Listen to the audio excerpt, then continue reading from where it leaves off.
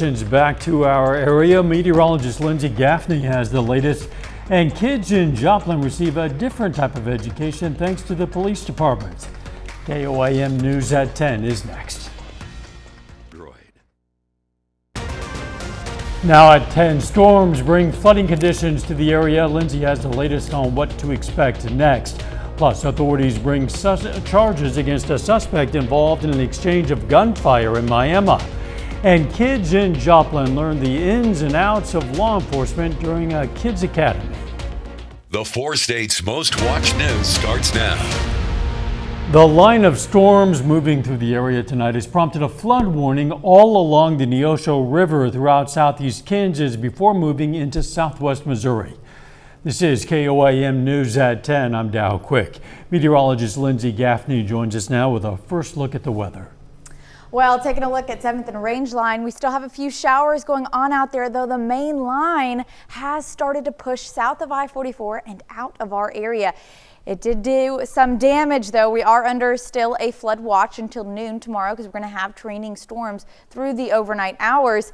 Now, along the Neosho River, we are under that flood warning, and that extends until Sunday due to high water levels. Now, Allen County, Woodson County, and a few other counties that are just outside of our area towards the Wichita area are having flood warnings as well that are extending until tonight and through tomorrow morning due to just heavy amounts of rainfall. We had that line of storms that sat outside of Wichita into our northwestern counties for several hours before it started to progress out to the east. Now you can see up in Yates Center about 3.5 inches of rain. Pittsburgh so far has seen 2 inches of rain.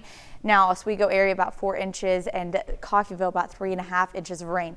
Now we are still seeing some heavy rainfall out now pushing past the Kansas side, getting into the Missouri side. We still have our cold front line that is developing, pushing out towards the Springfield area. Again, limited gust front threat there, so we are still seeing winds gusting 50 to 55 miles per hour. Definitely heavy rainfall, some lightning and thunder as well. Miami, just north of Miami, out towards Grove. Joplin still seeing a little bit of a lightning strike. Same with Carthage out towards Mount Vernon, Neosho, moving into the Monette area, Pineville, Cassville over the next 30 minutes, but our severe threat has dropped pretty significantly. Now over the rest of the night, we're going to be looking at these little storms that pop up. They're not severe. They're in the cold pool part of our system. So we're just looking at some more extra rainfall, which can affect the flood. Now I'm going to have a full look at that coming up. Catching a few. Before the storms moved through this immediate area, they brought some heavy rains to the west of us. Flash flooding in the Wichita area stranded some drivers and roads. Emergency responders had to perform a number of water rescues, some requiring boats. Some people voluntarily evacuated their homes in the face of that rapidly rising water. Federal assistance might soon be on its way to southwest Missouri following last month's severe storm damage. Today, Missouri Governor Mike Kehoe announced that FEMA will participate in preliminary damage assessments and response costs in 5 Missouri counties. Those counties are Dade, Douglas, Ozark, Vernon, and Webster. The storms brought damaging straight-line winds, excessive rain, large hail, and flooding damage from May 23rd through May 26th. Additional counties might be added as damage information is received from local authorities. He's still in the hospital, but authorities today formally charged the man who was shot in an exchange of gunfire with Miami, Oklahoma police on Saturday. Charges against 25-year-old Michael Cook III are discharging a firearm into a dwelling, 2 counts of shooting with intent to kill, and feloniously pointing a firearm. Police say Cook fired into the Mia Bella Italian restaurant from outside, trying to force his way in. They say when they confronted him, he opened fire and ran. Gunfire broke out again in the area of a nearby Arby's. Cook was shot, taken into custody, and flown to a Tulsa hospital in critical condition, and that's where he remains tonight. Authorities turned to the public for information regarding a burglary in Fort Scott, Kansas. Now, last week, officers responded to the First Baptist Church for a burglary report. Surveillance video shows a pair of unknown individuals inside the church. People caused damage and rummaged through multiple areas of the building. The two have also been seen on nearby surveillance footage on foot and bicycles. Fort Scott Police Department is asking for assistance in identifying those two individuals. Crawford County law enforcement recovered items reportedly stolen from Jake's Fireworks. The sheriff's office says the burglary was reported yesterday and that someone cut the fence and stole fireworks, tools, and other items. After identifying suspects and getting search warrants for 3 homes in Pittsburgh and Frontenac, law officers found the stolen goods and made an arrest. They're anticipating an additional arrests soon. Some residents in Girard have concerns about the current state of the town's police department. The department has seen several officers step down in recent months. In May, former police chief Sierra Roberts resigned. She's since taken a position at the Crawford County Sheriff's Office.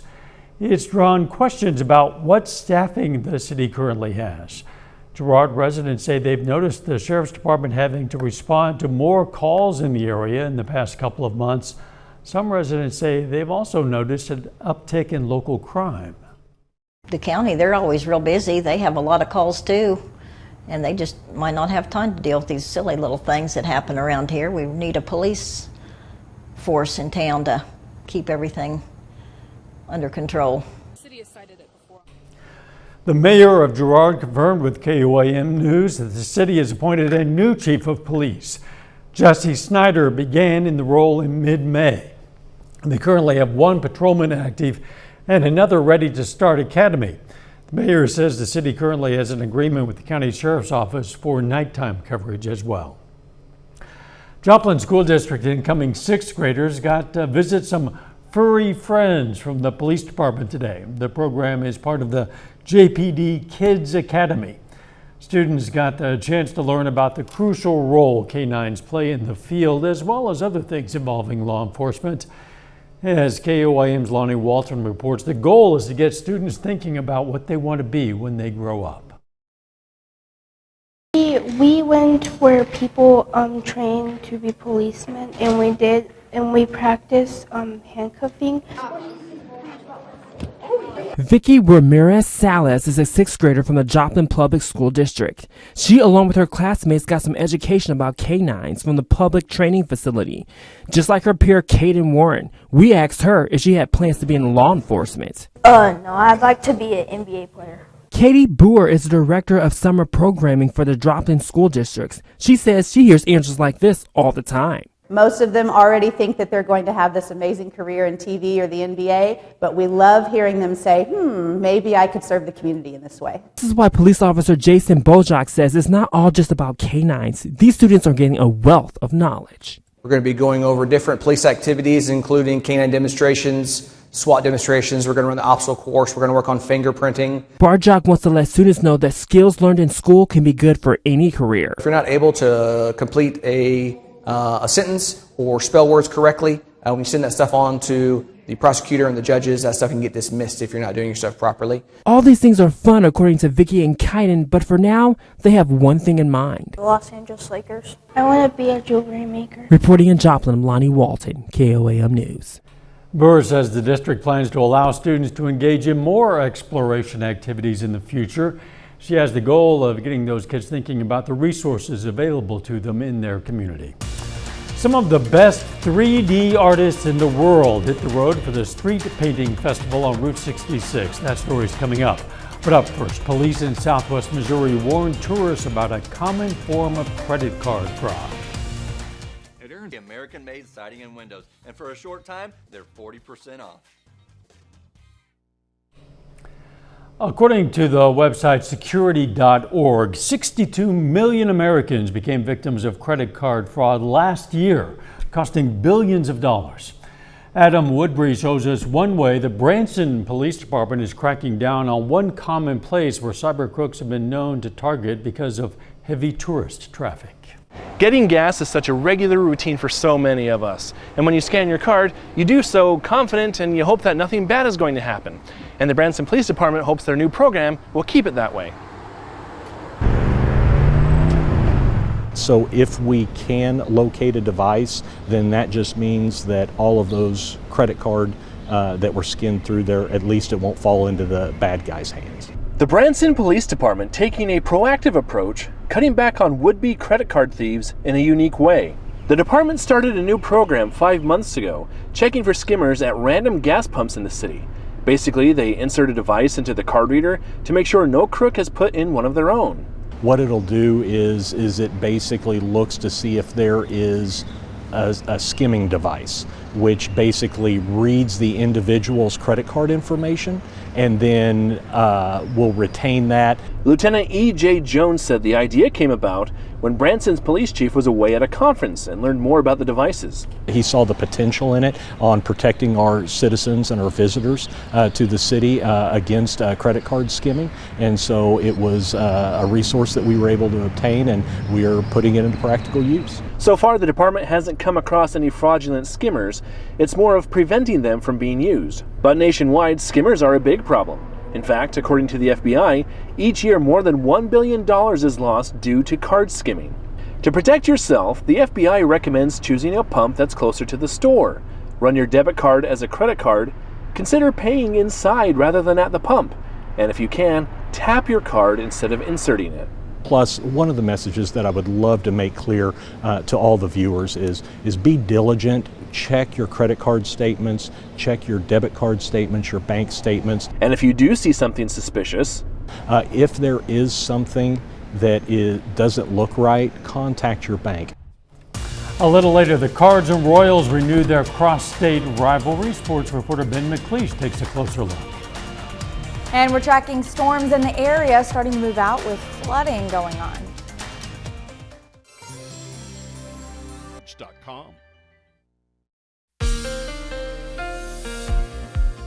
Well, we have ongoing flooding following all of these storms that moved through the area this afternoon and into this evening. Now, we are still under a flood watch until noon on Wednesday. We have a flood warning across the Neosho River until Sunday because we do have additional chances of rain throughout the rest of the week and into the weekend. That could cause more of a flooding threat later on into the weekend. Allen County, Woodson County also under a flood warning until early Wednesday morning. We've seen quite a bit of rainfall now. Originally, the line of storms just draped over Wichita up towards the Kansas City area and sat there for several hours, dropping quite a bit of rainfall. In our area, we got about 3.5 to 4 inches of rain, big flash flooding threat, and a lot of those areas are seeing roads that are still underwater. Now in Pittsburgh, about 1.5 to 2 inches. Out in the Oswego area, about 4.5 inches of rain, and about the same out in Coffeyville. Now Joplin's only seen about 1 to 2 inches of rain, but we are still seeing ongoing rain chances continuing into the night. Now, our main line of storms, that cold front, you can kind of see where that gust front is. Watch where it comes through the green line. That's our gust front, so it's mainly out of our area, not really seeing any more of a wind threat, straight line wind threat. Still getting some, you can see heavy rainfall, thunderstorms, and even some lightning as well. That's more towards the Mount Vernon Greenfield area. Again, heading out towards Springfield. Joplin might get a couple more lightning strikes out there. And then you can see how our line of storms finally pushing out of the Kansas and Oklahoma side. Our cold front draped across our area. Again, pushing out of the area. Bentonville under some heavy rainfall as well. But again, that gust front threat, those strong winds are out of our area. We are still seeing heavy rainfall, Joplin, Carthage, out to Neosho, Pineville, Mount Vernon, Monette, Greenfield, up to Lamar as well. But no more severe threat. That's dropped off already once that initial line has moved out. Now we're also going to see clusters of thunderstorms developing behind this front. Those are in the cold pool, which means they're cold-based storms higher up in the atmosphere, and they're not going to cause a severe threat, but they could bring additional rainfall to areas that are already dealing with heavy rain accumulation across the region. Now, as we can see 7th and a range line, getting a few more light showers. Not as much of a flooding risk out in the southwestern Missouri counties as we've seen in southeastern Kansas, but most of the showers for tonight are done out in southeastern Kansas. Now taking a look outside downtown Joplin from the Cornell Arts and Entertainment Complex, still seeing again a few light showers, but all of it is going to continue to push further out over the next 30 minutes. training storms a little bit just outside of the Joplin area, just north of it. But again, quickly moving out. We have these clusters of thunderstorms that are going to develop overnight and into early Wednesday morning. Again, no severe threat with these, but could lead to additional rain accumulation depending on how quickly or how long they want to linger. Those continue to push out south of I-44. Might get a little bit more heavy rainfall due to those storms. But again, all out of the area by Wednesday afternoon. And we're not looking at a severe threat at all on Wednesday, even into Thursday morning. But our next chance for severe thunderstorms is going to be Thursday night and into Friday morning, all the way until about 6 a.m. on Friday morning. So we're not quite out of the woods yet. We do still have a couple more rounds of thunderstorms. Next chance for severe weather, again, Thursday night and into Friday morning, and then we have another round Sunday night and into Monday morning. After that, it'll be our second week of June. We really start to see that severe threat drop once we get into the second week of June. So this is our last big severe weather event. We're not saying we won't still get rain, but I'm looking forward to the summertime. Yes, arriving right on schedule, I guess. Yes, it is. Thanks, Lindsay. Every year, Route 66 brings all types of visitors to the historic byway, including artists. This week, the World Street Painting Festival hit the road with 10 artists, 8 international, 2 from the States, bringing their 3D painting skills to the festival, marking the Route centennial. The festival runs through Saturday, weather allowing, at Joplin Schifferdecker Park. The public is welcome, and the formal unveiling is scheduled for 10 until 2 this Saturday. Public chalk art project will also take place on the same day from noon until 2. Still ahead, several of our local high school baseball players receive all-state honors, and the Kansas City Royals top prospect makes his MLB debut. John Dales has those stories and more up next in sports.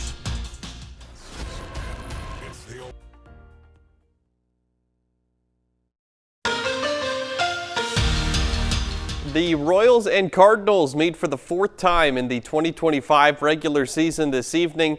KOAM sports reporter Ben McLeish is in St. Louis for the matchup, which has a little added interest with Kansas City's recent roster move.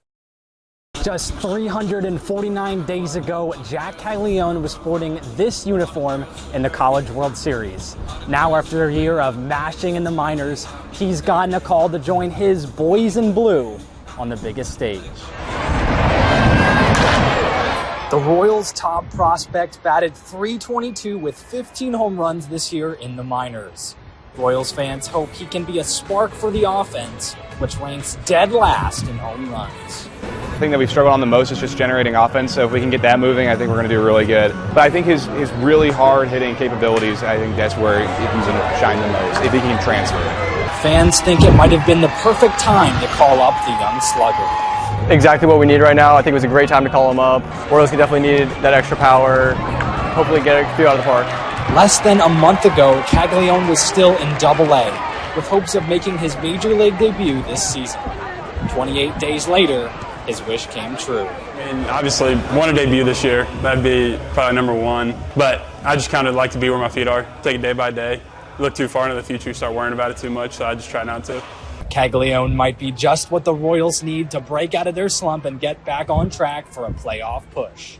He plays the infield, he's got outfield. I think he can fit in right now on this team.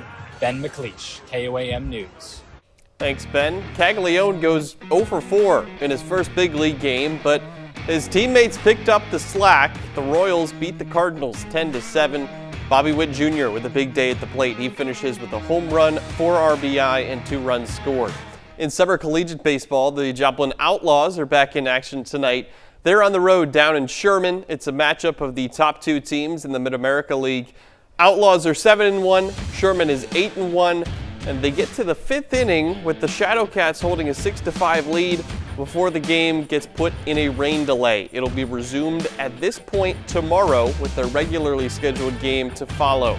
The high school baseball season in Kansas ended with a couple of our local teams, Fort Scott and Colgan, winning state championships, and this week players from those and several more of our local teams receive individual all-state honors. In Class 2-1A, Spencer Wade, a senior outfielder from Northeast Dharma, is on the first team all-state. His teammate Jaden Wetzel is on the second team as a middle infielder, along with a couple of Colgan Panthers, senior pitcher Brady Van Beesler and sophomore outfielder Lane Stoltz. Class 3A, Girard sophomore Cam Smith, Humboldt senior Logan Page, and Iola senior Grady Doherty are first-team pitchers. Columbus sophomore Ben Major is on the second team, along with Iola junior Trey Wilson as the designated hitter. Receiving honorable mention is another Iola Mustang, outfielder Jake Herman. And in Class 4A, the state champions are well represented. Fort Scott seniors Dub Chipman and Lennox Van are on the first team All-State. Chanute junior Chris Harding on the second team as a utility player. Mikey Ramsey from Parsons receives honorable mention, as do a couple more Fort Scott Tigers, Brady Messer and Kanan Brown. Their head coach, Josh Regan, 4A Coach of the Year. That's it for sports. We're back right after this. From caregiving and nursing to therapy, all the way through. Collins, a four-state hero. Help for the Boy Scouts came in the form of a tasty fundraiser today in Joplin. The First Presbyterian Church on Pearl Street cooked up the fundraiser to benefit Boy Scout Troop 10. For $10, visitors could grab a burger, hot dog, baked beans, and some chips. At the church every other Monday meeting during the summer, and then every Monday night throughout the rest of the school year. And they wanted to put on a fundraiser for us, so we came here to volunteer and serve food and cook burgers and hot dogs. The money will go to help pay for the cost of camping gear for the Scouts. As we were watching that video, Lindsay and I agreed that those kind of crispy looking hot dogs look pretty good. What do you think? Yeah, I think so. I agree. Yeah. Yeah. It's late, but when we get home, we might have to grab a hot dog before going to bed tonight. I wish. Yeah. Well, storms are finally starting to clear out of here. We're still getting rain on the Missouri side, but the severe threat is out of our area. Now, we do have another round of severe weather coming in Thursday night into Friday morning, and potentially Sunday night into Monday morning. So we're not quite out of the woods yet, but it's good to be over with. All right, final sports note. A lot of baseball for us right now, but basketball on the horizon. It's Thursday night is the start of the NBA Finals between the Oklahoma City Thunder and the Indiana Pacers. See if the Thunder can keep it up. Thanks for joining us. Let's make it a great tomorrow.